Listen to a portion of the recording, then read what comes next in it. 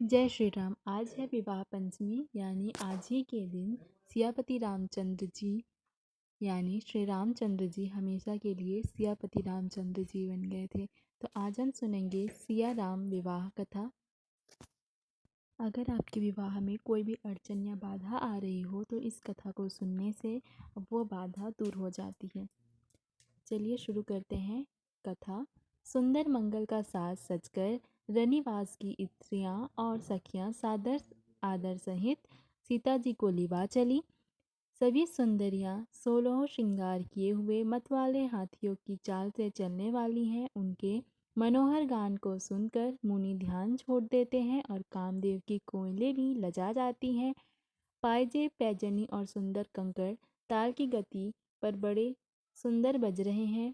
सहज ही सुंदरी सीता जी स्त्रियों के समूह में इस प्रकार शोभा पा रही हैं, मानो छवि रूपी ललनाओं के समूह के बीच साक्षात परम मनोहर शोभा रूपी स्त्री सुशोभित हो।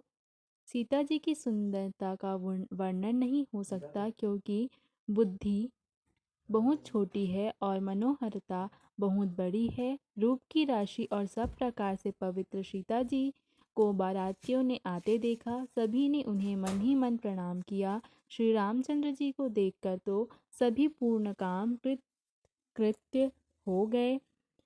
राजा दशरथ जी पुत्रों सहित हर्षित हुए। उनके हृदय में जितना आनंद था वह कहा नहीं जा सकता। देवता प्रणाम करके फूल बरसा रहे हैं। मंगलों की मूल मुनियों के आशीर्वादों की ध्वनि हो रही है। गानों और नगाड़ों के शब्द से बड़ा शोर मच रहा है। सभी नर नारी प्रेम और आनंद में मग्न हैं। इस प्रकार सीता जी मंडप में आई। मुनिराज बहुत ही आनंदित होकर शांति पाठ पढ़ रहे हैं। उस अवसर की सब रीति व्यवहार और कुलाचार दोनों कुलगुरुओं ने किए। कुलाचार करके गुरुजी प्रसन्न होकर गौरी जी, गणेश जी और ब्राह्मणों की पूजा करा रहे हैं, अथवा ब्राह्मणों के द्वारा गौरी और गणेश की पूजा करवा रहे हैं। देवता प्रकट होकर पूजा ग्रहण करते हैं, आशीर्वाद देते हैं और अत्यंत सुख पा रहे हैं। मधुर पर्क आदि जिस किसी भी मांगलिक पदार्थ की मुनि जिस समय भी मन में चाह मात्र करते हैं, सेवकगण उसी समय सोने की परातों में और कलशों में भरकर उन पदार्थों को लिए तैयार रहते हैं। स्वयं सूर्यदेव प्रेम सहित अपने कुल की सब रीतियां बता देते हैं और वे सब आदर पूर्वक की जा रही हैं। इस प्रकार देवताओं की पूजा करा के मुनियों ने सीता जी को सुंदर सिंहासन दिया। श्री सीता जी और श्री राम जी का आपस में एक दूसरे को देखना तथा उनका परस्पर का प्रेम किसी को लख नहीं पड़ रहा है। जो बात श्रेष्ठ मन बुद्धि और वाणी से भी परे है, उसे कवि क्यों कर प्रकट करे। हवन के समय अग्निदेव शरीर धारण करके बड़े ही सुख से आहुति ग्रहण करते हैं और सारे वेद ब्राह्मण वेश धरकर विवाह की विधियां बता देते हैं। जनक जी की जगत विख्यात पटरानी और सीता माता जी की माता का बखान तो हो ही कैसे सकता है। सुयश सुकृत पुण्य सुख और सुंदरता सबको बटोर कर विधाता ने उन्हें संवार कर तैयार किया है। समय जानकर श्रेष्ठ मुनियों ने उनको बुलवाया। यह सुनते ही सुहागिनी स्त्रियां उन्हें आदरपूर्वक ले आईं। सुनैना जी जनक जी की पटरानी, जनक जी की बाई और ऐसी सोह रही हैं मानो हिमाचल के साथ मैना जी सुशोभित हैं। पवित्र सुगंधित और मंगल जल से भरे सोने के कलश और मड़ियों की सुंदर पराते राजा और रानी के आनंदित होकर अपने हाथ से लेकर श्री रामचंद्र जी के आगे रखी। मुनि मंगलवाड़ी से वेद पढ़ रहे हैं। सुअवसर जानकर आकाश से फूलों की झड़ी लग गई। दुल्ह को देखकर राजा रानी प्रेम मग्न हो गए और उनके पवित्र चरणों को पखारने लगे। वे श्री राम जी के चरण कमलों को पखारने लगे। प्रेम से उनके शरीर में पुलकावली छा रही है। आकाश और नगर में होने वाली गान नगाड़े और जय जयकार की ध्वनि मानो चारों दिशाओं में उमड़ चली। जो चरण कमल कामदेव के शत्रु श्री शिव जी के हृदय रूपी सरोवर में सदा ही विराजते हैं, जिनका एक बार भी स्मरण करने से मन में निर्मलता आ जाती है और कलयुग के सारे पाप भाग जाते हैं, जिनका स्पर्श पाकर गौतम मुनि की स्त्री अहिल्या ने जो पापमयी थी परम गति पाई, जिन चरण कमलों का मकरंद रस अर्थात गंगा जी शिव जी के मस्तक पर विराजमान है, जिसको देवता पवित्रता की सीमा बताते हैं। मुनि और योगी जन अपने मन को भौरा बनाकर जिन चरण कमलों का सेवन करके मनोवांछित गति प्राप्त करते हैं, उन्हीं चरणों को भाग्य के पात्र बड़भागी जनक जी धो रहे हैं। यह देखकर सब जय जयकार कर रहे हैं। दोनों कुलों के गुरु वर और कन्या की हथेलियों को मिलाकर शाखोच्चार करने लगे। पानी ग्रहण हुआ देखकर ब्रह्मादि देवता, मनुष्य और मुनि आनंद से भर गए। सुख के मूल दुल्हा को देखकर राजा रानी का शरीर पुलकित हो गया और हृदय आनंद से उमंग उठा। राजाओं के अलंकार स्वरूप महाराज जनक जी ने लोक और वेद की रीति को करके कन्यादान किया।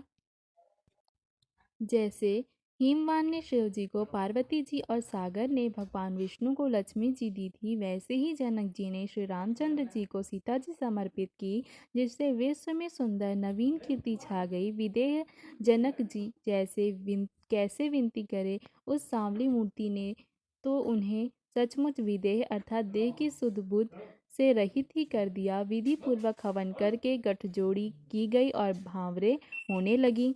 जय ध्वनि, वंदी ध्वनि, वेद ध्वनि, मंगलयान और नगाड़ों की ध्वनि सुनकर चतुर देवगण हर्षित हो रहे हैं और कल्प वृक्ष के फूलों को बरसा रहे हैं।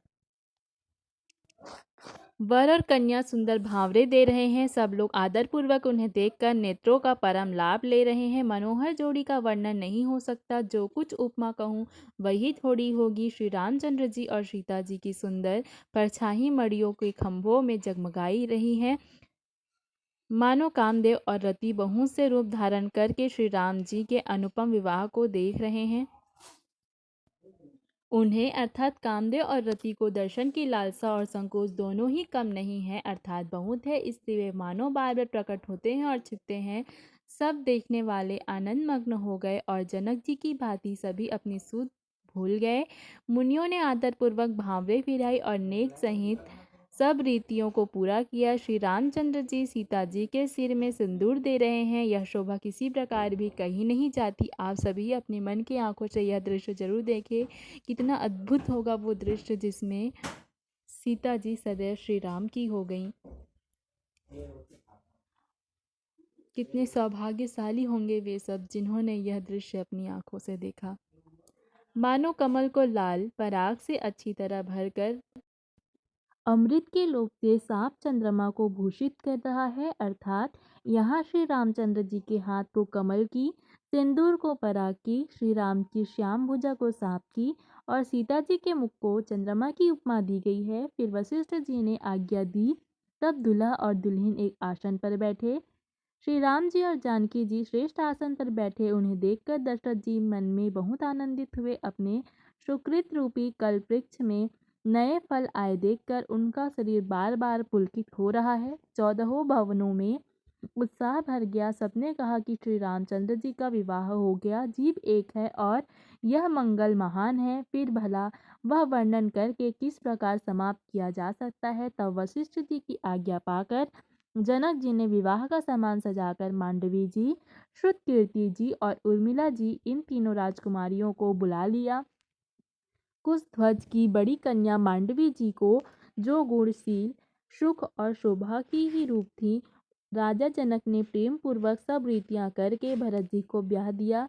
जानकी जी की छोटी बहन उर्मिला जी को सब सुंदरियों में शिरोमणि जानकर उस कन्या को सब प्रकार से सम्मान करके लक्ष्मण जी को ब्याह दिया, जिनका नाम श्रुतकीर्ति है और जो सुंदर नेत्रों वाली, सुंदर मुख वाली, सब गुणों की खान है और रूप तथा शील में उजागर है। उनको राजा ने शत्रुघ्न को ब्याह दिया। दूल्हा और दुल्हने में परस्पर अपने अपने अनुरूप जोड़ी को देखकर सकुचाते हुए हृदय में हर्षित हो रही है।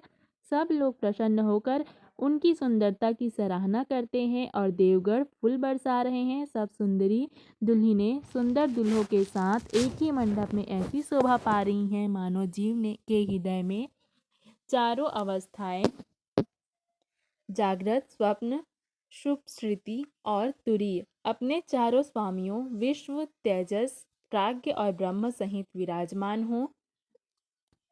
सपुत्र को बहुओं सहित देखकर अवध नरेश दशरथ जी ऐसे आनंदित हैं मानो वे राजाओं के शिरोमणि क्रियाओं यज्ञ क्रिया, श्रद्धा क्रिया, योग क्रिया और ज्ञान क्रिया सहित चारों फल अर्थ, धर्म, काम और मोक्ष पा गए हो। श्री रामचंद्र जी के विवाह की जैसी विधि वर्णन की गई उसी रीति से सब राजकुमार ब्याहे गए। दहेज की अधिकता कुछ कही नहीं जाती। सारा मंडप सोने और मड़ियों से भर गया।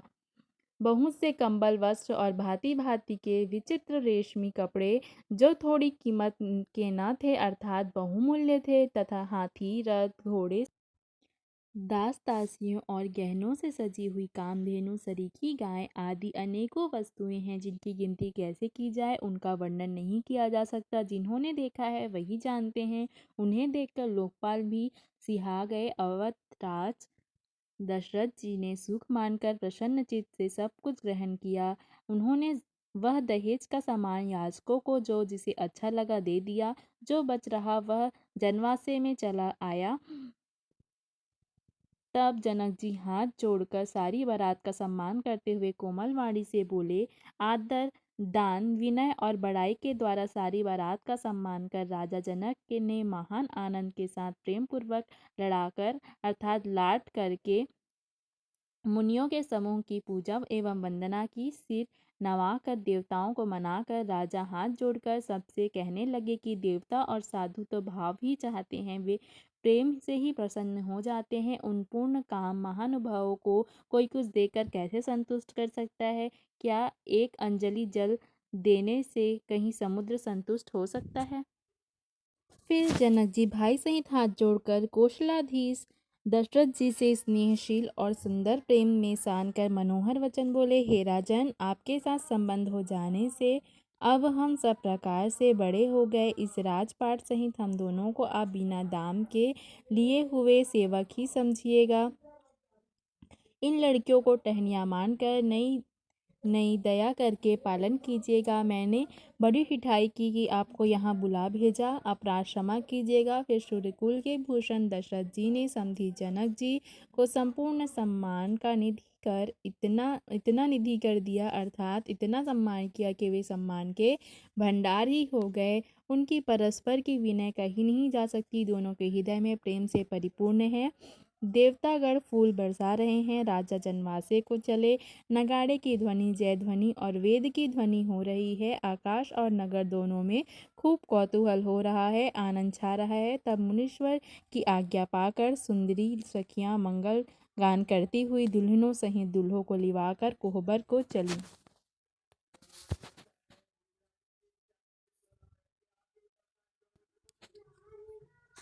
सीता जी बार बार राम जी को देखती हैं और सकुचा जाती हैं, पर उनका मन नहीं सकुचाता। प्रेम के प्यासे उनके नेत्र सुंदर मछलियों की छवि को हर रहे हैं। श्री रामचंद्र जी का सांवला शरीर स्वभाव से ही सुंदर है। उसकी शोभा करोड़ों कामदेवों को लजाने वाली है। महावर से युक्त चरण कमल बड़े सुहावने लगते हैं, जिन पर मुनियों के मन रूपी भौरे सदा छाए रहते हैं।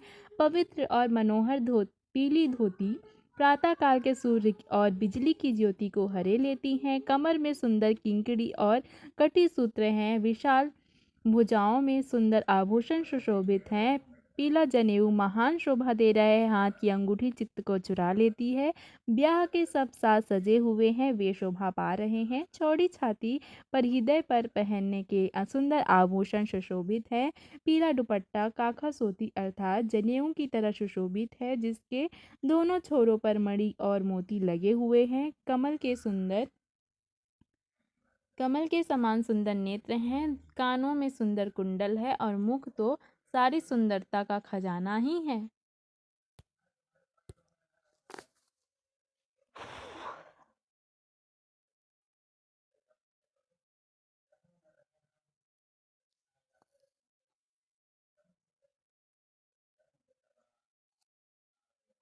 सुंदर भौहें और मनोहर नासिका है। ललाट पर तिलक तो सुंदरता का घर ही है, जिसमें मंगलमय मोती और मणि गूंथे हुए हैं। ऐसा मनोहर मोर माथे पर सोह रहा है। सुंदर मोर से बहुमूल्य मणियां गुथी हुई हैं। सभी अंग चित्त को चुराए लेते हैं। सब नगर की स्त्रियां और देव सुंदरिया दुल्हा को देखकर तिनका तोड़ रही हैं, अर्थात उनकी बलैया ले रही हैं और बड़ी वस्त्र तथा आभूषण निछावर करके आरती उतार रही हैं और मंगल गान कर रही हैं। देवता फूल बरसा रहे हैं और श्रुत मागध तथा भाट सूयस सुना रहे हैं। सुहागिनियां स्त्रियां सुख पाकर कुंवर और कुमारियों को कोहबर अर्थात कुल देवता के स्थान में लाई और अत्यंत प्रेम से मंगल गीत गा गाकर लौकिक रीति सुनाने लगी करने लगी। पार्वती जी श्री रामचंद्र जी को लहकौर अर्थात वर वधु का परस्पर ग्रास देना सिखाती हैं और सरस्वती जी सीता जी को सिखाती हैं। रनिवास हासविलास के आनंद में मग्न है। श्री राम जी और सीता जी को देख देखकर सभी जन्म का परम फल प्राप्त कर रही हैं। अपने हाथ की मड़ियों में सुंदर रूप के भंडार श्री रामचंद्र जी की परछाई दिख रही है। यह देखकर जानकी जी दर्शन के वियोग होने के भय से बाहु रूपी लता और दृष्टि को हिलाती डुलाती नहीं है। उस समय के हंसी खेल और विनोद का आनंद और प्रेम कहा नहीं जा सकता, उसी सखिया ही जानती है। तदंतर वर कन्याओं को सब सुंदर सखिया जनवासे को लिवा चली। उस समय नगर और आकाश में जहाँ सुनिए वहीं आशीर्वाद की ध्वनि सुनाई दे रही है और महान आनंद छाया है। सभी ने प्रसन्न मन से कहा कि सुंदर चारों जोड़ियां चिरंजीवी हो। योगी राज सिद्ध मुनीश्वर और देवताओं ने प्रभु श्री रामचंद्र जी को देखकर दुदुन भी बजाई और हर्षित होकर फूलों की वर्षा करते हुए तथा जय हो जय हो जय हो कहते हुए अपने अपने लोक को चले। तब सब चारों कुमार बहुओं सहित पिताजी के पास आए। ऐसा मालूम होता था मानो शोभा मंगल और आनंद से भरकर जनवासा उमड़ पड़ा हो। फिर बहुत प्रकार की रसोई बनी। जनक जी ने बारातियों को बुला भेजा। राजा दशरथ जी ने पुत्रों सहित गमन किया। अनुपम वस्त्रों के पावड़े पड़ते जाते हैं। आदर के साथ सबके चरण धोए और सबको यथा योग्य पीढ़ों पर बैठाया। तब जनक जी ने अवधपति दशरथ जी के चरण धोए। उनका शील और स्नेह वर्णन नहीं किया जा सकता। फिर श्री रामचंद्र जी के चरण कमलों को धोया जो श्री शिव जी के हृदय कमल में छिपे रहते हैं। तीनों भाइयों को श्री रामचंद्र जी के समान जानकर जनक जी ने उनके भी चरण अपने हाथों से धोए। राजा जनक जी ने सभी को उचित आसन दिए और सब परसने वालों को बुला लिया। आदर के साथ पत्तलें पड़ने लगी जो मड़ियों के पत्तों से सोने की कील लगाकर बनाई गई थी। चतुर और विनीत रसोइयों सुंदर स्वादिष्ट और पवित्र दाल भात और गाय का सुगंधित घी क्षण भर में सबके सामने परस गए। सब लोग पंचकौर करके अर्थात प्राणाय स्वाहा, अपानाय स्वाहा, व्यानाय स्वाहा, उदानाय स्वाहा और समानाय स्वाहा इन मंत्रों का उच्चारण करते हुए पहले 5 ग्रास लेकर भोजन करने लगे। गाली का गाना सुनकर वे अत्यंत प्रेम मग्न हो गए। अनेकों तरह के अमृत के समान स्वादिष्ट पकवान परसे गए जिनका बखान नहीं हो सकता। चतुर रसोइये नाना प्रकार के व्यंजन परसने लगे, उनका नाम कौन जानता है। 4 प्रकार के चर्य शौस्य लौह्य लेह्य पेय पदार्थ चबाकर चूसकर चाटकर और पीना खाने योग्य भोजन की विधि कही गई है। उनमें से एक एक विधि के इतने पदार्थ बने थे जिनका वर्णन नहीं किया जा सकता। छहों रसों के बहुत तरह के सुंदर और स्वादिष्ट व्यंजन हैं। एक एक रस के अनगिनत प्रकार के बने हैं। भोजन के समय पुरुष और स्त्रियों के नाम ले लेकर स्त्रियां मधुर ध्वनि में गाली दे रही हैं। समय की सुहावनी गाली सुशोभित हो रही है। उसे सुनकर समाज सहित राजा दशरथ जी हंस रहे हैं। इस रीति से सभी ने भोजन किया और तब सबको आदर सहित आचमन हाथ मुंह धोने के लिए जल दिया गया। फिर पान देकर जनक जी ने समाज सहित दशरथ जी का पूजन किया। सब राजाओं के सिरमौर चक्रवर्ती श्री दशरथ जी प्रसन्न होकर जनवासे को चले। जनकपुर के नित्य नए मंगल हो रहे हैं। दिन और रात पल के समान बीत जाते हैं। बड़े सवेरे राजाओं के मुकुट मणि दशरथ जी जागे। याचक उनके गुण समूह का गान करने लगे। चारों कुमारों को सुंदर वधुओं सहित देखकर उनके मन में जितना आनंद है वह किस प्रकार कहा जा सकता है। वे प्रातः क्रिया करके गुरु वशिष्ठ जी के पास गए। उनके मन में महान आनंद और प्रेम भरा है। राजा प्रणाम और पूजन करके फिर हाथ जोड़कर मानो अमृत में डुबोई हुई वाणी बोले, हे मुनिराज सुनिए, आपकी कृपा से आज मैं पूर्ण काम हो गया हूँ। हे स्वामी, अब सब ब्राह्मणों को बुलाकर उनको सब तरह गहनों कपड़ों से सजी हुई गायें दीजिए। यह सुनकर गुरु जी ने राजा की बड़ाई करके फिर मुनिगणों को बुला भेजा। तब वामदेव, देवऋषि नारद, वाल्मीकि, जाबाली और विश्वामित्र आदि तपस्वी श्रेष्ठ मुनियों के समूह आए। राजा ने सबको दंडवत प्रणाम किया और प्रेम सहित पूजन करके उन्हें उत्तम आसन दिया। 4 लाख उत्तम गायें मंगवाई जो कामधेनु के समान अच्छे स्वभाव वाली और सुहावनी थी। उन सबको सब प्रकार से गहने कपड़े सजाकर राजा ने प्रसन्न होकर भूदेव ब्राह्मणों को दिया। राजा बहुत तरह से विनती कर रहे हैं कि जगत में मैंने आज ही जीने का लाभ पाया है। ब्राह्मणों से आशीर्वाद पाकर राजा आनंदित हुए। फिर याजकों के समूहों को बुलावा दिया और मणि, सबको घोड़ा, उनकी हाथी रुचि और रथ, पूछकर सोना, जिसने वस्त्र, जो मणि चाहा उसे दिया। सूर्यकुल को आनंदित करने वाले दशरथ जी ने दिए। वे सब गुणानुदान गाते और सूर्यकुल के स्वामी की जय हो जय हो जय हो कहते हुए चले। इस प्रकार श्री रामचंद्र जी के विवाह का उत्सव हुआ। जिनके सहस्त्र मुख है वे श्रेयस भी जिसका वर्णन नहीं कर सकते। बार बार विश्वामित्र जी के चरणों में सिर नवाकर राजा कहते हैं, हे मुनिराज, यह सब सुख आपके ही कृपा कटाक्ष का प्रसाद है। राजा दशरथ जी जनक जी के स्नेह, शील, करनी और ऐश्वर्य की सब प्रकार से सराहना करते हैं। प्रतिदिन सवेरे उठकर अयोध्या नरेश विदा मांगते हैं, पर जनक जी उन्हें प्रेम से रख लेते हैं। आदर नित्य नया बढ़ता जाता है। प्रतिदिन हजारों प्रकार से मेहमानी होती है। नगर में नित्य नया आनंद और उत्साह रहता है। दशरथ जी का जाना किसी को नहीं सुहाता। इस प्रकार बहुत दिन बीत गए, मानो बाराती स्नेह की रस्सी से बंध गए हैं। तब विश्वामित्र जी और शतानंद जी ने जाकर राजा जनक को समझाकर कहा, यद्यपि आप स्नेहवश उन्हें नहीं छोड़ सकते, तो भी अब दशरथ जी को आज्ञा दीजिए। हे नाथ, बहुत अच्छा कहकर जनक जी ने मंत्रियों को बुलावा भेजा और वे आए और जय जीव कहकर उन्होंने नतमस्तक नमाया। जनक जी ने कहा, अयोध्या नाथ चलना चाहते हैं, भीतर रनिवास में खबर कर दो। यह सुनकर मंत्री, ब्राह्मण, सभासद और राजा जनक जी प्रेम के वश में हो गए। सियापति रामचंद्र की जय।